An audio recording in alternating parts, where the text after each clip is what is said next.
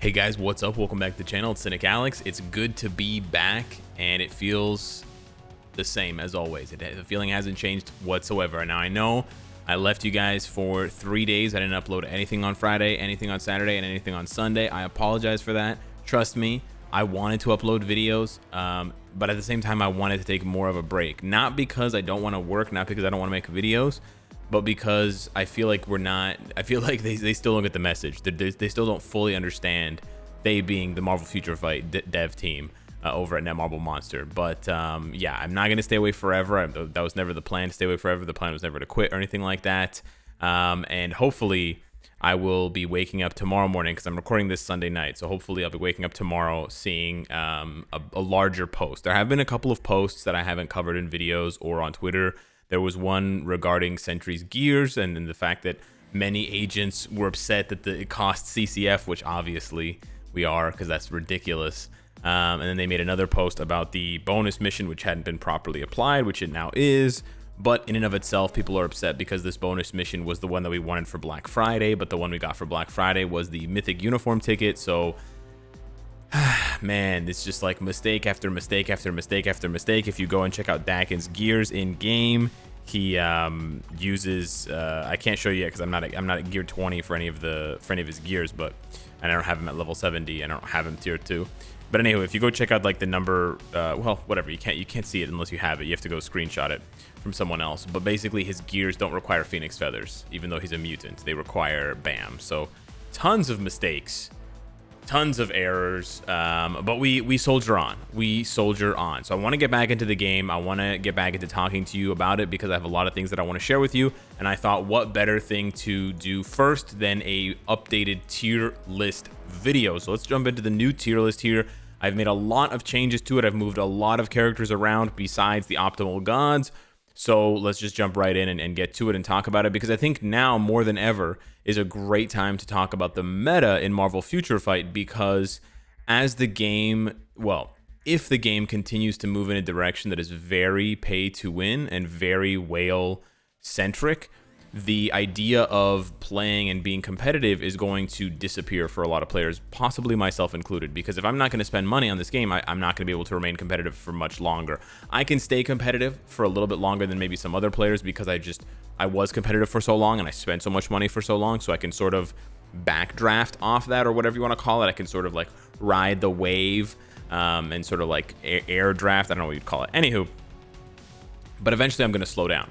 But what it means for all of the other players, right, who were less competitive than I am, all the way down to casual players, what it means is just play the way you want to play. Build who you want to build.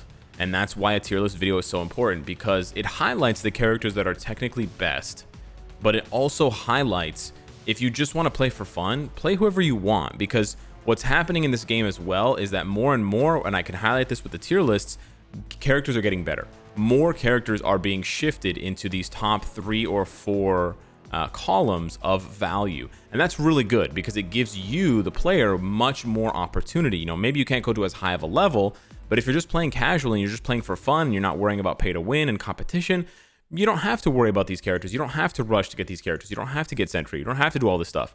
So I really want to highlight that, and I really want to highlight the choice that you have, because we've always made fun of this game. We've always teased this game for being a Barbie simulator. There are a lot of places to use these characters, but at the same time, there's just not a lot of pressure. And maybe there was more pressure and some more player-imposed, like self-imposed pressure to compete when it wasn't very expensive to compete. You could compete like spending $50 a month or $100 a month, which is unheard of for mobile games, let's be honest.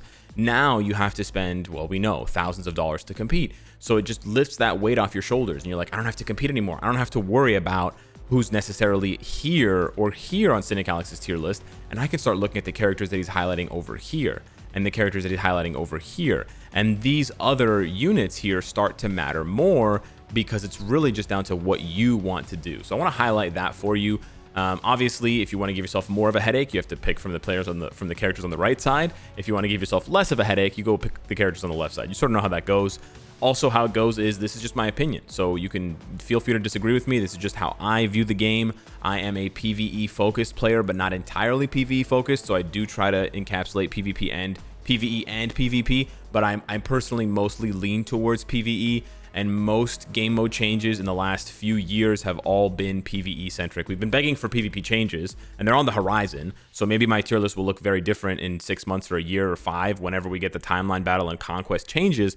But if you look at recently in the game, in the last year-ish, we've had GBR multiple times with Master Mold and Galactus, which is PvE content. We had Squad Battle, which is PvE content. We had a revamp to World Boss with World Boss Legend, which is PvE content. New Story Mode Ultimate, PvE content. And ABX changes, which is PvE content. So almost all of the stuff in the last 2 years has all been PvE, which is why there is a general leaning towards PvE when it comes to character ranking. Now, moving along here, I don't have anything to say about the Optimal Gods. The nice thing about the last 2 updates with Symbiotes and now the Dark Reign, or the Dark Avengers Reign Epic Quest, is that there aren't any characters besides maybe Sentry who can crack this Optimal Gods list. So there aren't any new big dogs, you know, meta-breaking, meta-shattering units here yet. Sentry may be there, and if you're wondering, I did build up Sentry. I do have him built up at gear 20. I finished the epic quest. I dumped 2,500 CCF because I had a large surplus of CCF. If you guys didn't know, I had close to 5,000 CCF before the epic quest started, and I had way more CCF than I had any other materials. Like I showed you guys in multiple videos, but I had more CCF. Now it's completely a tragedy, but I had more CCF than I had Essence of Dimension. So it really wasn't that much of a burden, like it wasn't that much of a penalty for me to invest all my CCF, and I actually did have a sort of imbalance of it anyway, so this sort of equalized and sort of like fixed the balance for me. But I also built up Sentry because I want to test him, and I want to see really how good he is so that I know for myself. Unfortunately, I haven't been able to build up every single character because I'm not spending any money, so I don't have a first-hand opinion on Ares or Moonstone or Dakin, but I do have second-hand opinions from 3 different players who built up these 3 characters, and so I have in my opinion, I have a very confident view of them. I got my opinion on Ares from Angry Chicken Abaddon, I got my opinion on Moonstone from Spellborough from AMV1, and then I got my opinion on Dakin from Commander, the PvP-centric player. So I think I have a really nice cross-section of players that I trust, players who are very high level, very high IQ, and test stuff, you know, to death, and I can trust them to sort of try and reflect their opinion, in my opinion, when I talk about these characters. So again, anyways, enough babbling on about the tier list and stuff. Let's get into it. So all of the characters, there's a lot changed, so I'll just go over it briefly. All of the characters that are bolded with a little sort of box around them with the outline, those are characters that I've added to the tier list for the first time, or characters that got a transcended uniform and completely changed. So in the case of Miles Morales, Spider-Gwen, Carnage, Venom, they had been somewhere else in the tier list, but I hadn't updated the tier list since they got their uniforms. So their positions on the tier list have changed dramatically. Like they were over here in the garbage categories, and now they're on the other side of the wall, the other side of the fence. You also have all the new characters and all of the new uniforms from the update. You have Green Goblin as a blast type because now he's Iron Patriot. You have, of course, Bullseye as Hawkeye, who's now a speed type. And then you also have, you'll notice, a bunch of arrows pointing down and then a few arrows pointing up. These are characters that moved up or moved down a tier. Essentially, I tried to rearrange the tier list in a way that would more accurately reflect the value of characters, but would also more like spread characters out more. There was just way too many characters piling into 1 or 2 of the categories, and that just doesn't really give you a good idea. If there's like 10 characters of one type in this category, there's still too many blast types in my opinion over here, but it's got to the point where there were just way too many. So I had to sort of flatten things out. So if you scroll over here to the right, I moved a bunch of characters that had, so we had lost a lot of characters for reworks because a lot of characters got reworked. So I refilled this space with characters that were Shadowlanders, and I moved them over to needing reworks. Now, these characters can still function as Shadowlanders. I mean, I use Kid Kaiju up to stage 25 of Shadowland, but they're really tough to use. I have really good cards. I have some CTPs like Authority on them, so it's not like I have cheap builds, and they're still extremely frustrating to play. So I don't think it's any stretch of the imagination to call these characters needs rework. Because I was able to move so many characters over, then I moved a bunch of characters that were in Shadowlanders only to support only, and then I also moved characters that were solid unit over to Shadowlanders, and then I moved mid utility over to solid and high utility over to mid utility. I didn't move anyone from Optimal Gods, and I barely moved anyone. I moved Phyla-Vell, Gladiator, Kamala Khan, and Dr. Octopus and Rogue from Godlight to high utility. There isn't a huge difference between Godlight and high utility, but I feel like there is enough of a difference with these characters that they should be here versus being in Godlight. Because, I mean, to be honest, most people are using Phyla-Vell as a support type. It's just that she's so much more than a support type, and she's a very, very strong that she actually deserves to be here, but she could actually go even further down. So let's start off with the symbiote characters. So we have Scream down here, not a very, amazing character, not much to scream about, not much to talk about. There's some one-shot potential, but it's very low stages because she doesn't have enough damage, so she basically just relegates herself to like another free Shadowland character. She's honestly a Shadowland character, but she's a very good Shadowland character. Very, very good for Shadowland. So with very minimal investment, she'll be able to wipe out a stage 50, stage 60. She has large AoE, so she can do rumbles alone. She's nice, and she's a combat villain female, which is quite rare, although it's not specifically needed. It's needed for... It's not even needed for ABX. Combat female, but not villain female. Anywho, but she's good. She's good. And then we have Miles Morales, a little bit better than Scream, has a little bit of PvP potential as well because he gets 120% damage to villains, but just not enough survivability to really push him. So I basically see him as a little bit less PvE and a little bit more PvP than Morbius. But Morbius can be awakened, so that actually shows how good Miles is, that he's almost as good as a character that can get awakening. It's impressive. Now, he has the uniform. He also has the value of bumping up Carnage. Carnage is now the 4th best combat type, so that does raise Miles's value as it raises someone's value like Phyla-Vell, because she supports Ghost Rider, Silver Surfer, Beta Ray Bill. She supports all of these characters here very well in the optimal gods. She's like the best in slot support for a lot of these characters. So that's sort of where the value goes hand in hand. Then we have Spider-Gwen, Gwenom, very, very strong. Basically, another version of Dr. Octopus. You can call her Mystique Light, right? That's a really good explanation for her. And now, with the change to Awakening characters, you no longer need, again, trying to show you guys, you no longer need the support characters. Oh, I can't show you on Silk because she's not level 70. But because you no longer need the support characters, Gwen may actually be a little bit worse. Because before we called Gwen, you don't need any of the characters. I mean, I have all the characters, but there's no prompt, right? You don't need any of the characters. You know what? I can't even show you because I would have to show you with someone that needs Spider-Woman. She didn't need Spider-Woman to begin with. But anywho, you sort of get what I'm saying. So originally, we were saying that Gwenpool, or Spider-Gwen, sorry, might be better than Mystique, or might not be better than Mystique, but she might be a better value than Mystique for some players who don't have Mystique, because in order to get Mystique awakened, you need to buy Mysterio. That's no longer the case. You don't need to get 6,600 crystals and invest in Magneto, and then get Mystique for another 2,500 plus a Mega Tier 2. That kind of tanks Spider-Gwen's value a little bit, because now Mystique is basically the same cost as Spider-Gwen minus the initial crystal investment, but you need to spend 1,000 crystals to get Gwen's uniform, so that bumps 1,000 off of Mystique's cost. So Mystique only technically costs 1,500 crystals more than Spider-Gwen and a Mega Tier 2 ticket. So yeah, but she's there with Dr. Octopus and Rogue. She's really not bad. She's quite a strong character, and she does have some PvP value, which is interesting. She seems to have some reduction of guard break immunity, so she doesn't get rocked back as much as some other characters. There's been reports that she can be as good as Black Widow in that regard. I don't know if she has the damage. She obviously doesn't have the iframe ignore, but that's an interesting thing to keep in mind. And then we have Carnage and Venom, the last two characters here. It was a pretty small update as far as new characters for the Symbiote update. Carnage and Venom just skyrocketed, two amazing combat types, only outdone recently by Moon Knight. And the only reason why they're not here in Optimal Gods is because they really don't have much PvP presence, whereas Hulk and Apocalypse do have a lot of PvP presence. They don't. Now, Carnage has more base damage, more raw damage, more overall damage than Venom. That's why he takes the cake here. But depending on what you have build-wise and what you have item-wise, Venom may be a better option for you. Venom's free-to-play friendly. He's also much more proc-friendly than Carnage is. Carnage is very frustrating to play with a proc, in my opinion.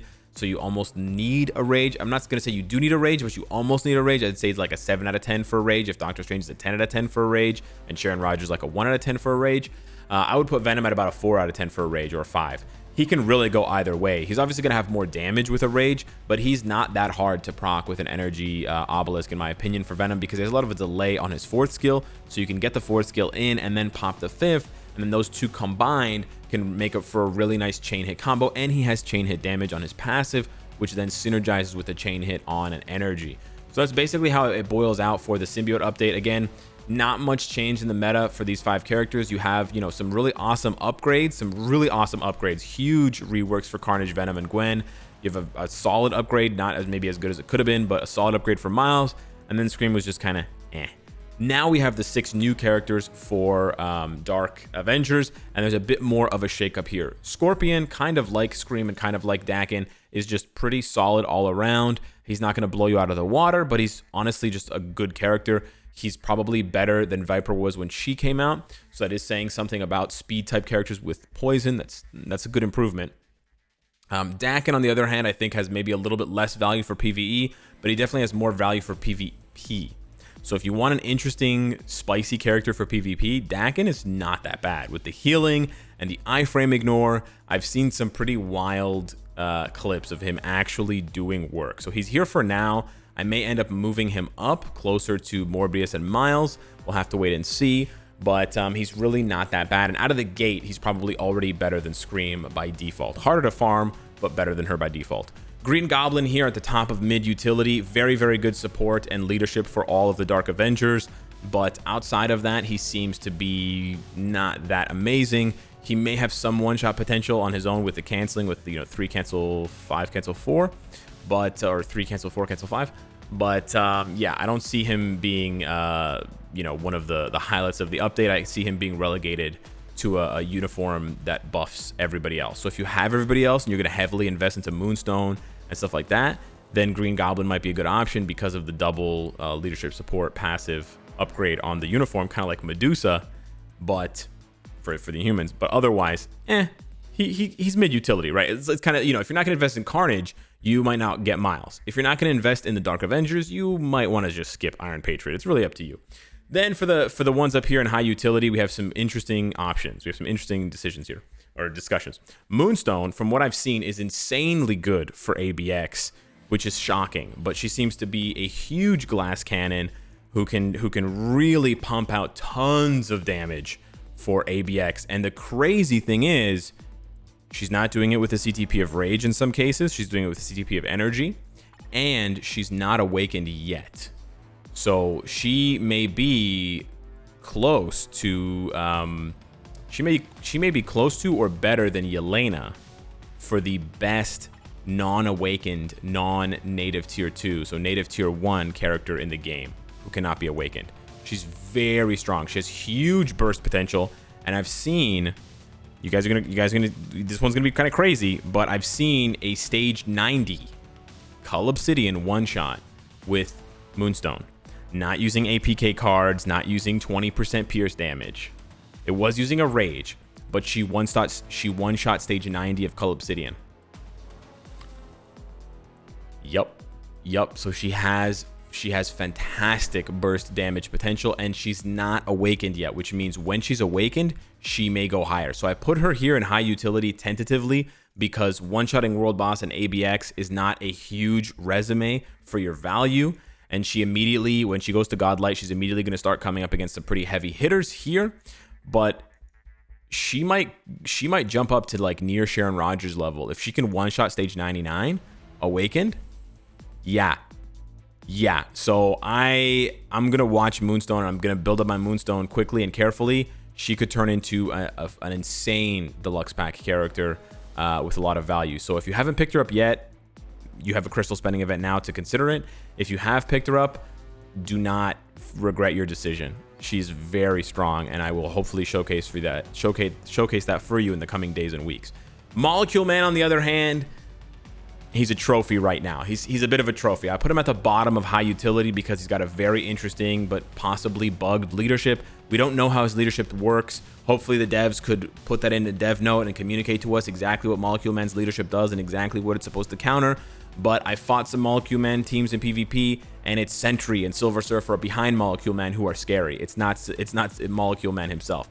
So yeah, a bit of a letdown, kind of like a Gladiator in my opinion, where he seems to have a lot of potential, but then it just doesn't materialize in game, and players are not able to make much out of him. The one place where Molecule Man may thrive is squad battle, universal human villain. He's right here. He's available here. He's competing with Cosmic Ghost Rider. That's not a high bar. That's not a high bar. But we'll have to see if he has the damage to compete with Cosmic Ghost Rider. That's basically all you can really say for him at this point. Cosmic Ghost Rider competition, possibly, and PvP, whoop-de-doo. So yeah, not really worth the investment of maxing out Sentry, all those characters tier 2, and then remember, he's native tier 2, so it's 8,800 black antimatter, 2,750 Chaos Norn Stones, another 100 million gold, yada yada yada, etc. So yeah, then we have Ares. Originally, I saw a lot of people on Discord saying Ares was as good as Moon Knight. I don't have Ares built up, but I did watch Angry Chicken's video very closely, and from his APK testing, it seems like Ares was basically a poor man's Moon Knight. And if he's a poor man's Moon Knight, he might be Amadeus Cho. So I'm going to put him just below Amadeus Cho for now. This is not my most accurate sort of estimate. I will say that. I could be wrong about Ares. He could be better. I don't know if he's going to be better. He could be worse. I don't think he's going to be much better. I don't think he's going to be better than Namor. I don't think he's going to be better than Venom and Carnage. It's just my opinion, but we'll have to wait and see what happens. Ares is the one that I'm probably going to be the most wrong about, either upwards or downwards, but we'll have to wait and see. We'll have to wait and see about Ares. Ares is probably the big asterisk here. I apologize to Ares fans. I'll try to gather more information. And then last but not least, we have Sentry. I know a lot of you guys don't want to hear this, but yes, Sentry is very good. He's very expensive, but he's very good. Now, is he good enough to justify the cost? No. There's no character in the game that's good enough to justify the cost, right? Even if Sentry was as good as Silver Surfer is, he still wouldn't justify the cost, because what you would be saying, if Sentry didn't exist and if Silver Surfer was in place of Sentry, what you would just be saying is, why do I need Silver Surfer for PvP? I'll just get Hulk and Black Widow, and that's still only 1,600 CCF, whereas Silver Surfer costs 2,500, right?